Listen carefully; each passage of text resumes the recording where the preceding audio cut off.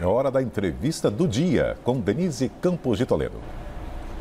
E eu converso agora com Marconi Perillo, que é presidente nacional do PSDB. Marconi Perillo, boa noite, obrigada pela participação.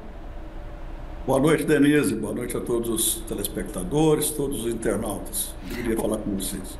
E vamos começar falando da possível fusão do PSDB com o Podemos. Já houve a convenção do PSDB permitindo isso, só que agora tem um processo em várias etapas. O Podemos também tem de ter essa convenção, tem de definir o nome do partido, do novo partido, o número que vai ficar, todo esse processo depois vai ter de ser encaminhado ao TSE também, não é? Denise, nós fizemos todo o nosso protocolo na semana passada. Fizemos a convenção nos autorizou 3 coisas. Primeiro, mudar o estatuto, se for necessário, programa. Depois, uma eventual fusão ou incorporação com Podemos. E, por fim, fusão, incorporação ou federação com outros partidos. Nós tivemos uma ampla participação do país todo, cerca de 75% dos convencionais votaram, e desses que votaram, 99% nos delegaram essa atribuição, essa autorização para negociarmos com outros partidos, inclusive com o Podemos. O tema mais difícil não é só mudança de nomes, mudança de número, de símbolo, né? No nosso caso é o tucano, mas a gente tem um outro problema, que é essa questão de acomodação também nos estados, governança, essas coisas são questões que demandam tempo, muito diálogo, muita disposição para conversar. Nós estamos tratando disso com o Podemos e estamos também conversando com outras legendas. Portanto, na próxima semana, provavelmente, ou nessa ainda teremos alguns avanços em relação ao que a convenção deliberou. Mas é claro que a gente não faz um casamento sozinho. É preciso casar e ter também o consentimento do outro lado.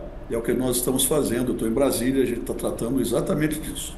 Agora, com a realização da convenção do PSDB, se definiu essa possibilidade de fusão, mas isso foi discutido previamente com o Podemos? Tem essa predisposição para que ocorra de fato essa fusão? Eu pergunto isso, inclusive, pelo cronograma todo, tendo como foco as eleições de 2026. Nós começamos a conversar com os partidos, Denise, desde o fim das eleições do ano passado, ou seja, tem mais de 6 meses, 8 meses que a gente está conversando. E de uns meses para cá, nós focamos nessa negociação com o Podemos. Nós discutimos a 4 mãos durante 3, 4 meses, estatuto, falamos muito sobre programas, sobre as composições em cada estado. Então foram muitas conversas, muitas tratativas ao longo desses últimos meses. Quando nós chegamos na convenção, nós já tínhamos muitas dessas questões muito bem trabalhadas, muito bem conversadas. Mas é claro que quando chega na reta final, a gente tem um ingrediente chamado governança nos estados, e aí, às vezes, o atual Podemos quer, por exemplo, fazer o entendimento com o governador de um estado, a gente quer fazer com o prefeito da capital, por causa de relações históricas, e isso tudo precisa ser sopesado, precisa ser muito trabalhado e discutido. E a outra questão que é crucial em qualquer negociação é a questão da governança nacional. A gente prevê que com essa mudança na legislação quanto à coligação proporcional, que é uma espécie de cláusula de barreira, a gente vai ter uma redução enorme de partidos. Felizmente, nós vamos cair aí de 30 e poucos partidos para cerca de 8 partidos no Brasil após as eleições do ano que vem. Isso, na minha opinião, é salutar para a democracia e para dar uma reorganizada no sistema eleitoral e partidário. E isso significa que a gente tem que buscar alianças, parcerias. Recentemente, o PP e a União Brasil anunciaram uma grande federação. E outros partidos estão buscando também, estão se virando para buscarem outras alternativas. E nós estamos fazendo a mesma coisa. Mas não é fácil. Quando a gente chega nessa possibilidade de fusão, a gente tem a questão de governança, que é quem vai decidir os rumos do partido, do programa, da forma de fazer política daqui para frente.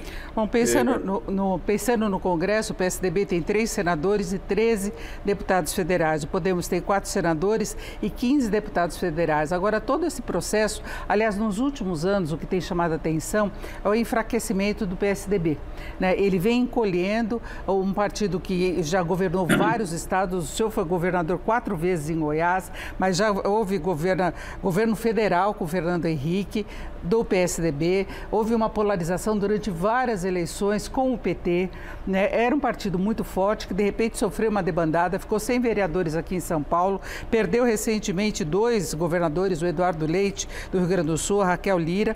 Eduardo Riedel está indo por o mesmo caminho, também discutindo com outros partidos a saída. Então, não fica numa posição de maior fragilidade do PSDB nessas negociações? Olha, Denise, tudo que você disse é verdade. Nós governamos o Brasil, os 8 anos do FHC, criamos o Plano Real, genético, uma série de outras políticas que foram fundamentais para o Brasil. Para além disso, nós governamos 18 estados. São Paulo, por exemplo, 7 vezes, o Ceará 5 vezes, Goiás 5 vezes, Minas Gerais 3 vezes, enfim, Rio Grande do Sul, o Ceará também 5 vezes, Pará. Mas nós governamos e, modéstia à parte, nós deixamos bons legados. Também governamos muitas capitais importantes. O PSDB colocou a sua presença em todos os cantos do Brasil. Mas o importante é que desde 89, desde a redemocratização e a primeira eleição presidencial, o PSDB nunca deixou de participar de eleições com candidaturas presidenciais. E sempre estivemos no polo oposto ao PT. Nós sempre fomos os antagonistas do PT. E isso durou durante uns 25 anos. Até que, em 18, acho que a gente errou um pouco o discurso, quando o PSDB começou a bater muito no Bolsonaro, que era o candidato da direita, e deixamos meio de lado o candidato do PT, até porque o PSDB achava que se tirasse o Bolsonaro do segundo turno seria mais fácil vencer o PT. Aí foi um erro, porque o eleitor nosso achou que a gente tinha virado quinta coluna, tínhamos virado linha auxiliar do PT. Não era verdade, mas foi o que se passou. E depois, em 22, quando a gente cometeu um erro maior ainda, que foi não lançar a candidatura presidencial. Isso aliado a outros equívocos que ocorreram ao longo do tempo. A gente tem acertos, é claro, mas erramos e pagamos um preço. O que é que nós estamos fazendo nesse momento? É, depois dos tropeços, levantar, sacudir a poeira e, através de uma aliança forte, uma aliança boa, ganharmos nova musculatura e partimos para uma nova configuração, um novo conceito e uma nova força em termos de participação na política nacional.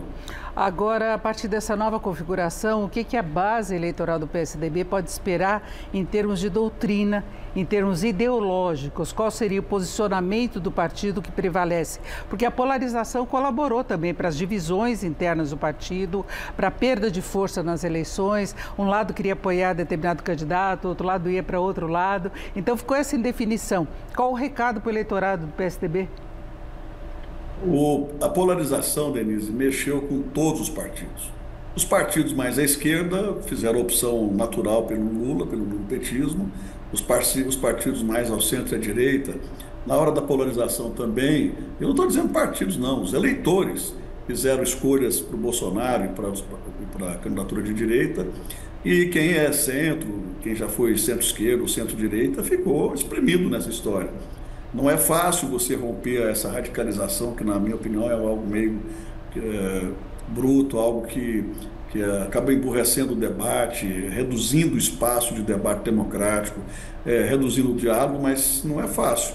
E o PSDB, se depender da minha opinião, vai continuar defendendo o que sempre defendeu: o liberalismo econômico, a abertura, as privatizações. A época que a gente fez as privatizações, que a gente abriu, por exemplo, o mercado de telecomunicações e colocou o telefone celular na mão de todo brasileiro, no momento em que a gente fez também os leilões e criou a agência de energia, a gente garantiu que nós não tivéssemos mais apagões. À medida que a gente criou o genético e tantas outras políticas, nós demonstramos que a gente tinha essa linha clara, que era do liberalismo econômico, da liberdade econômica, da produtividade, da competitividade, do compromisso com a industrialização, com o agro.